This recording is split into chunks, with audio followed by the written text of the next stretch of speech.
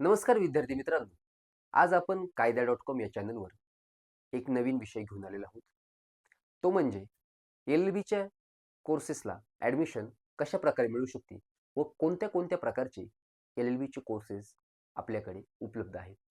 तर मित्रांनो, एल-एल-बी ही आपण 12वी नंतर 5 वर्षाचा कोर्स बी-एल-एल-बी किंवा बी-बी-एल-एल-बी करू शकतो किंवा पदवीनंतर आपण 3 वर्षाचा कोर्स एल-एल-बी हा करू शकतो.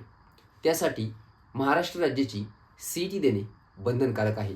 त्या सी-ई-टीच्या मार्कनंतर आपण एल-एल-बीच्या कोर्सेसला ॲडमिशन घेऊ शकतो. 12वी नंतर एल-एल-बी करायचं झाल्यास आपल्याला बी-एल-एल-बी व बी-बी-एल-एल-बी हे पर्याय उपलब्ध असतात.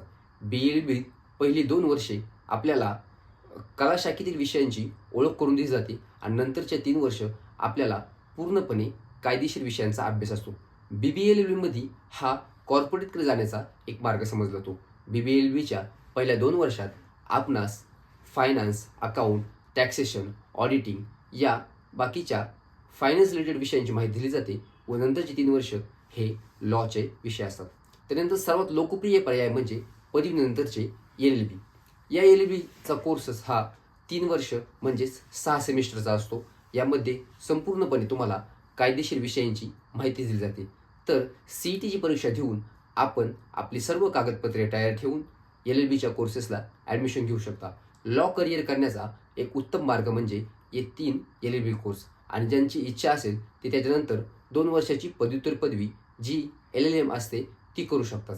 नक्कीच लॉमध्ये चांगल्या प्रकारचे शिक्षण घेतले आणि एक चांगली प्रॅक्टिस केली तर खूप मोठी संधी आहे. तर ह्या व्हिडिओच्या माध्यमातून आमचा हाच प्रयत्न होता की एल-एल-बीच्या ज्या वेगवेगळे कोर्सेस आहेत त्याबद्दलच्या शंका दूर करणं. तुम्हाला अजूनही काही शंका असेल तर कोणत्या विषयावर व्हिडिओज पाहिजे असेल तर कमेंट बॉक्समध्ये नक्कीच सांगा. आम्ही ते व्हिडिओज आपल्यासाठी बनवण्याचा प्रयत्न नक्कीच करू. तोपर्यंत आमच्या चॅनलला लाईक, शेअर आणि सबस्क्राईब करायला विसरू नका. धन्यवाद.